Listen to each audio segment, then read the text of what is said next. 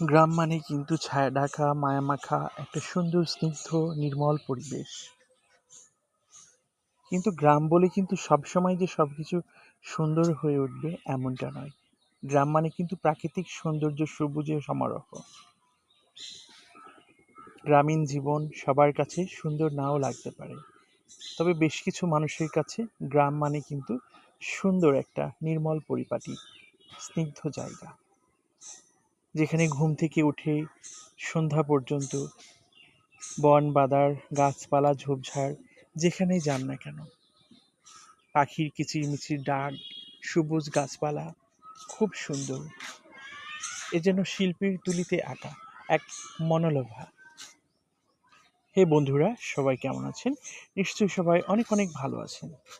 বিকেলের এই শুভ সময়ে শহর নগর গ্রাম গঞ্জে কাছে দূরে দেশে বিদেশে যে যেখান থেকে আমার সঙ্গে এই মুহূর্তে অনলাইনে কানেক্টেড হয়ে আমার ইউটিউব ভিডিও দেখছেন তাদের সবাইকে জানাচ্ছি অনেক অনেক শুভেচ্ছা ও ভালোবাসা। নয়নতারা, হ্যাঁ নয়নতারা, যে ফুলটাকে বলা হয় চিরযৌবনা,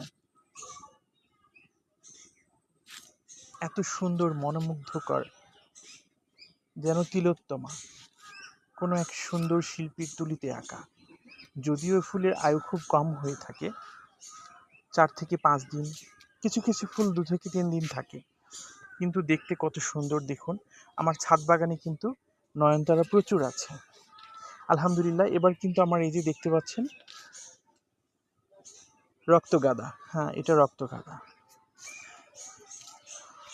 রক্তগাঁদার চারা কিন্তু আমার ছাদে প্রচুর হয়েছে। তো দেখা যাক কতদিন থাকতে পারে।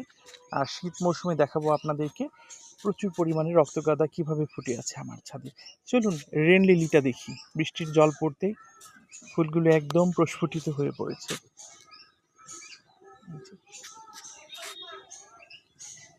দেখুন একটা মিষ্টি প্রজাপতি এসে ফুলের উপরে বসছে।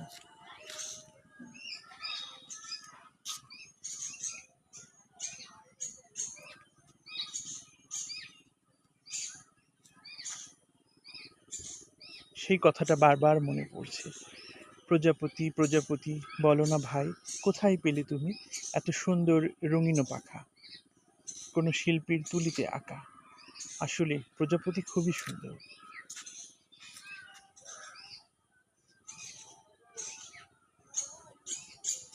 ফুলে ফুলে উড়ে উড়ে খাচ্ছে অনেক মধু। আহা,